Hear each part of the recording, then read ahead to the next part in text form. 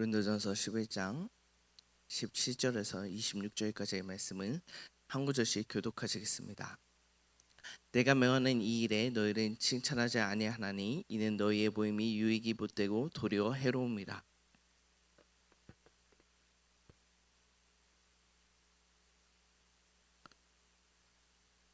너희 중에 파당이 있어야 하여 너희 중에 옳다의 인정함을 받은 자들이 나타나게 되리라.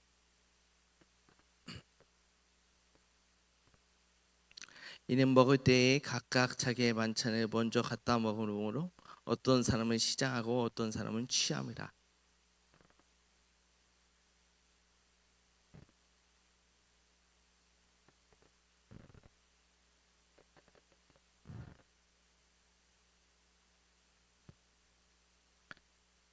내가 너희에게 전한 것은 주께 받은 것이니 곧 주 예수께서 잡히시던 밤에 떡을 가지사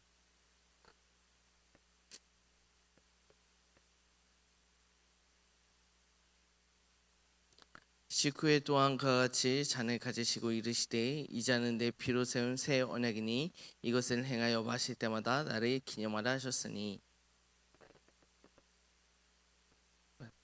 주의 죽으심을 그가 오실 때에 전한 것이니라. 아멘. 할렐루야. 오늘도 이 이른 새벽에 주의 자리에 나오신 여러분을 사랑하고 축복합니다. 주님께서 우리의 기도를 들으시고 저와 여러분들과 함께 하실 줄 믿습니다. 네, 담임 목사님께서는 어제 들으셨겠지만 가족 장로 큰 형님의 장례를 위해서 오늘까지 자리를 비우고 계십니다. 이를 위해 하나님의 위로와 함께 하심이 더욱 임하시길 중보 기도해야 될 줄 믿습니다. 그리고 오늘 또한 안경 권사님께서 부친상을 당하셨습니다. 명지병원 장례식장입니다.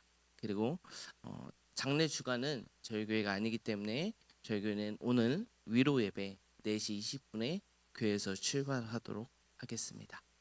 네, 할렐루야. 네, 제가 이것을 말씀드렸는데요. 이런 것들이 다 무엇일까요? 이것이 바로 교회의 역할 중에 하나 아닐까요? 누군가 슬퍼했을 때 그것을 위해 함께 위로해주고 기도해주고 함께 하는 것이 우리 교회의 역할 아니겠습니까? 오늘도 이 자리에 나오신 저와 여러분, 저는요 여러분들을 저희 가족보다 훨씬 자주 봅니다. 네, 매일 새벽마다 나오시는 분들이 계시기에 하루에 한 번 이상은 우리가 꼭 마주치지 않습니까? 저는요 네, 이런 얘기하면 안 되겠지만 일주일에 한 번도 전화하는 나쁜 자식이에요. 네, 어떻게 살았는지 한 달에 한 번씩 이렇게 내려가면 뭐 잘 사셨어요? 뭐 이런 이야기를 저희 부모님이 하실 정도로 저랑 부모님은 그렇게 자주 이야기하지 않고 얼굴을 자주 보지 않습니다. 그렇다면 식구가 누구일까? 저에게 식구는 누구일까요? 맨날 보는 여러분들이 저의 식구 아니시겠습니까? 이는 앞서 언급한 것처럼 그렇기 때문에 우리가 식구 되었으므로 우리가 서로를 위해 또한 어려움에 닥치는 이들을 위해 기도해주는 공동체의 모습이 오늘 우리의 교회의 모습 모형 중에 하나 아닐까요? 그런데 오늘 바울이 언급한 교회 공동체 이들의 모임은 어떤 것 같습니까? 본문의 시작 17절에 의하면 그는 너희 모임 고린도 교회의 모임이 유익이 되지 못하고 심지어는 해롭다라고 이야기하고 있습니다. 참 웃기죠. 교회 모임이 해로울 수 있습니까? 우리가 세상처럼 무슨 막 먹고 죽지 뭐 이러는 것도 안 하는데 우리가 교회 나와서 서로 돕고 함께 한다고 교회 나오는데 오늘 바울은 고린도 교회를 향해 뭐하다고요? 해롭다라고 이야기하고 있습니다. 왜 그럴까요? 이에 대해서 바울은 이어서 이야기합니다. 분열되어 있다고 이야기합니다. 그런데 오늘 본문에서는 이 분열됨에 대해서 언급하려고 하지 않는 것 같아요. 왜냐하면 고린도 전서를 쓴 목적이 고린도 교회가 분열됐기 때문에 썼습니다. 그렇기 때문에 이 모든 책의 내용들은 다 그런 내용들이 이어질 거예요. 그런데 특별히 오늘 본문에서 이야기하고자 하는 내용은 그것보다 또 다른 내용이 있을 겁니다. 그것은 무엇일까요? 바로 22절입니다. 이는 먹을 때 각각 자기 만찬을 먼저 갖다 먹으므로 어떤 사람은 시장하고 어떤 사람은 취함이다 라고 이야기하고 있습니다. 여기서 각각의 자기 만찬을 먹을 것을 지적하고 있습니다. 물론 문자적으로 본다면, 위생적으로 본다면 이게 무슨 문제냐라고 생각하실지 모르겠지만, 이어지는 말씀을 보면 이는 단순히 자기 음식을 먹는다는 것이 아니라 가난한 자와 부유한 자를 교회 안에서도 구분하여서, 부유한 자는 자기가 가져온 좋은 음식을 자기가 먹고, 가난한 자는 똑같이 가난하게 교회 안에서도 자기가 가져온 부족한 음식을 먹는다는 것을 지적하고 있는 것입니다. 그러면서 바울은 이를 통해 하나님의 교회를 업신여기는 행동이 바로 이러한 행동이다. 빈궁 가난한 자를 부끄럽게 하는 것이 하나님을 업신여기는 행동이다. 그렇게 너희의 모임이 유익이 아니라 해로운 모임이 교회임을 언급하고 있는 것입니다. 여기까지 정리하면 바울이 말한 교회 공동체는 분열이 일어나지 않는 것은 물론이거니와 가난한 자들이 차별받지 않도록 그들과 함께 먹고 나누는 것을 언급하는 것 아니겠습니까? 그렇다면 우리가 좀 더 생각해 보아야겠죠. 왜 그러면 교회는 그러해야 합니까? 이는 단순히 우리가 선한 일을 행해야 하기 때문에 교회가 그런 역할을 감당해야 된다고 생각하십니까? 물론 저는 일정 부분 그런 의미도 있겠다만, 저는 가장 더 중요한 것은 바울은 이어서 예수님께서 보이신 성만찬에 대해 가르치고 있다는 사실을 통해서 또 다른 의미가 있겠다. 우리가 이웃을 섬기는 것, 사랑하는 것은 그 이유 말고 그냥 선한 행동을 하기 위한 행동이 아니라 또 다른 이유가 있겠다라는 사실을 깨닫게 되었습니다. 바울의 성만찬에 대한 언급은 우리가 너무나 잘 아는 언급이죠. 떡을 떼신 예수님께서는 이것은 너희를 위하여 주는 나의 몸이니 이것을 행하여 나를 기념하라. 또 잔을 들고 말씀하시기를 이 잔은 내 피로 세운 새 언약이니 이것을 마실 때마다 나를 기념하라 라고 말씀하고 있습니다. 여러분, 그러면서 바울은 말하길 우리가 교회에서 나누는 떡과 포도주는 예수 그리스도의 죽으심과 그가 오실 날까지 우리가 전해야 할 것이라고 또한 말하고 있습니다.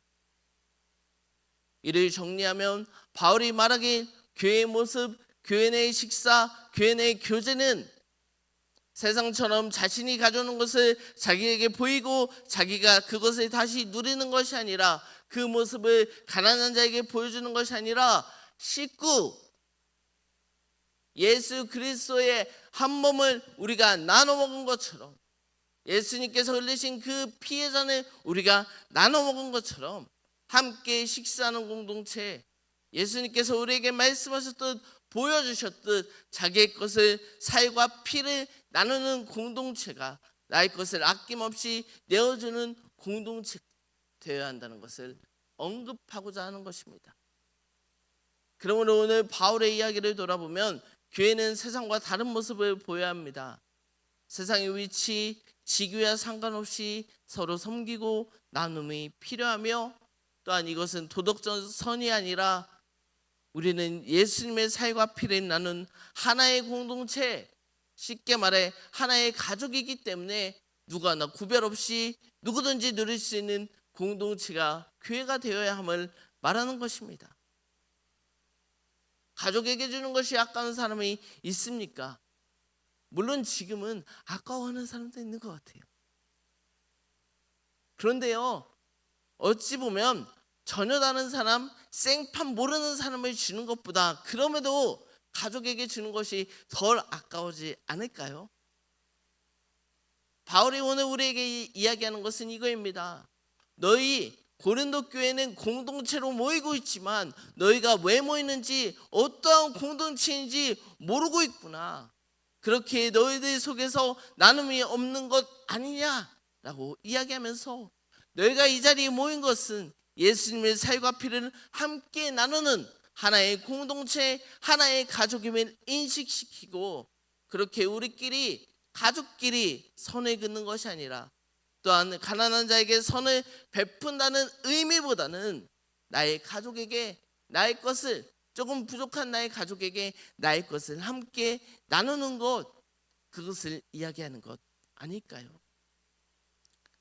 가족에 모이는 목적 역시 그리스도 예수의 죽으심과 부활을 전하는 것, 세상과 같이 남을 판단하지 아니하고 멀리하는 것이 아니라 그리스도 안에서 하나의 가족으로 서로 이해하고 사랑해주고 도와주는 역할. 그러므로 우리가 어려움이 있는 자를 위해 함께 기도해주고 나이처럼 그 일을 도와주는 모습이 가족의 모습, 교회의 공동체의 모습, 그리스도의 떡과 포도주를 함께 나누는 우리의 모습이 되어야 하지 않겠습니까? 그렇게 오늘 우리가 정말 가족보다도 자주 보는 이 성수교회 역시 예수 그리스도의 떡과 피를 나눈 하나의 가족 아닙니까? 그렇다면 우리는 우리 공동체 안에서 누군가 어려운 일이 닥친다면 상대가 누구인지 나와 상관없는 사람이라 할지라도, 심지어 나와 껄끄러웠던 사람이라 할지라도 그 사람을 외면하기보다 나의 형제가 자매가 아파하는, 그를 만나려 하고 그를 위해 기도해주고 도와주는 모습이 유익이 되는 공동체의 모습, 예수님께서 우리에게 바라시는 공동체의 모습, 예수님께서 우리에게 떡과 포도주를 나눠주신 이유가 아니겠습니까?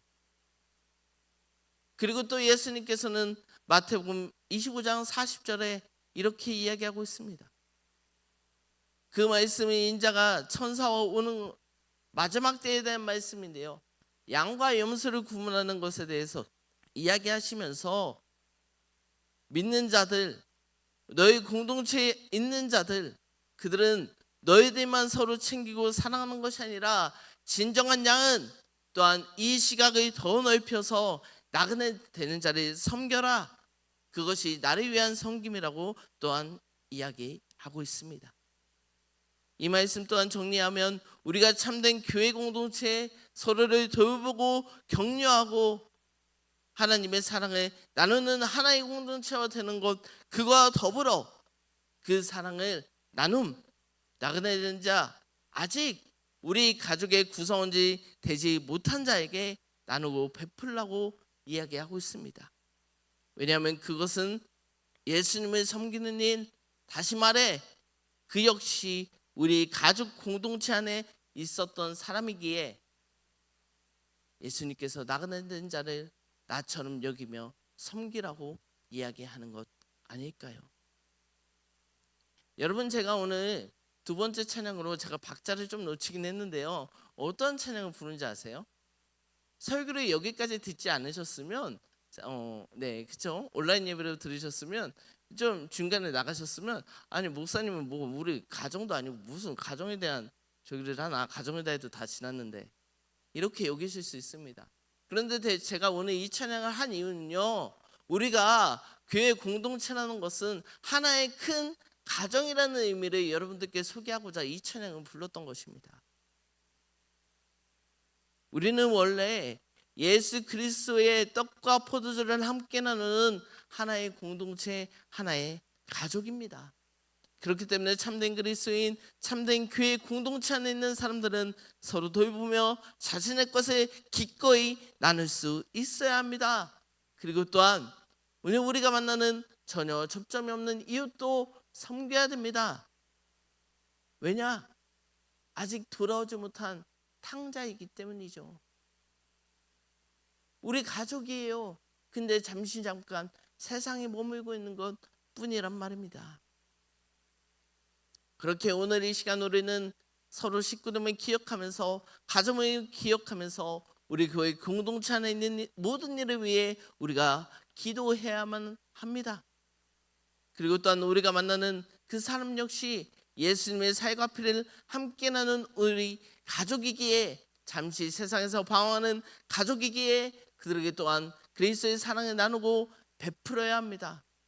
가족이기 때문에 이는 당연히 우리가 해야 되는 일이라는 사실을 우리가 기억합시다. 그러므로 우리가 오늘 함께 기도할 것은, 하나님, 또한 예수 그리스도 안에 있는 떡과 피를 함께 나눈 우리됨을 기억하면서 하나의 가족으로 서로를 섬기는 것이 나라의 것을 아낌없이 줄 수 있는 우리가 되게 해달라고 기도해야 될 때 아닐까요? 또 세상에 사는 나그네들을 나와 전혀 상관없는 사람이 아니라 정말 이른 가족을 찾든 이상 가족을 보세요. 뭐 요새는 그런 TV 프로그램 많이 안 하지만 누군지도 몰라요. 옛날 사진 들고 이름을 찾습니다. 근데 만나요. 어떻게 자랐는지 하나도 모릅니다. 그냥 이렇게 지나가면 모를 거예요. 생판 누구인지. 그런데 이상 가족을 만나면 같은 사진이라도 한 장 있으면 그 사진을 같이 부둥켜 안고 울지 않습니까? 왜? 하나의 가족이었고 같이 먹고 나눔을 했던 가족이었기 때문에 그 마음이 아직도 그들에게 있기 때문에 전혀 다른 모습이지만 그 사람들 붙잡고 나의 피, 나의 가족, 나의 모든 것을 함께 나누는 공동체였구나라는 마음에 부둥켜 안고 울지 않습니까? 우리도 예수 그리스도의 살과 피를 함께 나누는 가족 공동체입니다.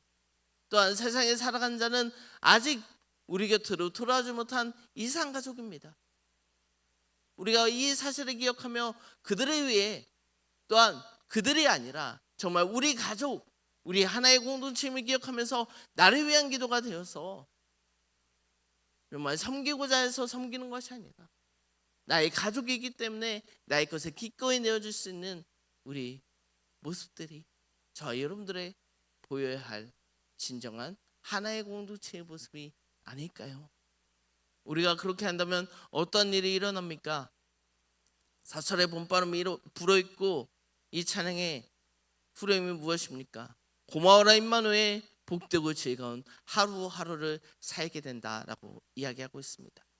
우리가 예수 그리스도를 온전히 섬기고 예수 그리스도의 살과 나를 살과 피를 나눈 공동체임을 기억하면서 하나의 공동체, 하나의 가정임을 기억하면서 우리가 서로를 위해 정말 나의 일을 겪은 것처럼 기도해주고 또한 예수를 알지 못하는 자를 위해서 네가 돌아와야 될 우리 가족이구나라는 마음으로 그들을 위해 중보해주고 그들에게 나의 것을 나눠줌으로 말미암아 예수 그리스도 안에서 복되고 즐거운 하루하루를 살아가시는 이 자리에 앉아 계시는 저와 여러분들 되시길 주님의 이름으로 축복합니다. 이 시간 기도하겠습니다.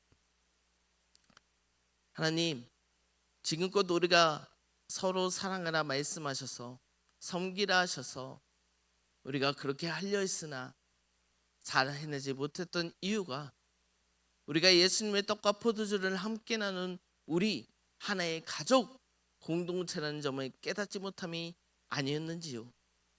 오늘 이 시간 주 안에 우리 모두 형제요 자매임을 기억하며 또한 나그네 같은 자도 우리의 잃어버린 가족임을 기억하면서 그들을 사랑하겠습니다. 그리스도의 받은 사랑을 나누고 베풀겠습니다. 주님, 오늘도 우리와 함께 하시어 주의 말씀대로 살아내는 우리의 몸부림을 받아주시고 우리와 더욱 함께하여 주시옵소서. 또한 우리가 서로 섬길 때에 당신의 일하심이 나뿐만 아니라 우리에게 보여주시옵소서. 그래야 우리 공동체가 복되고 즐거운 하루하루를 살아갈 수 있도록 주님 역사하여 주시옵소서.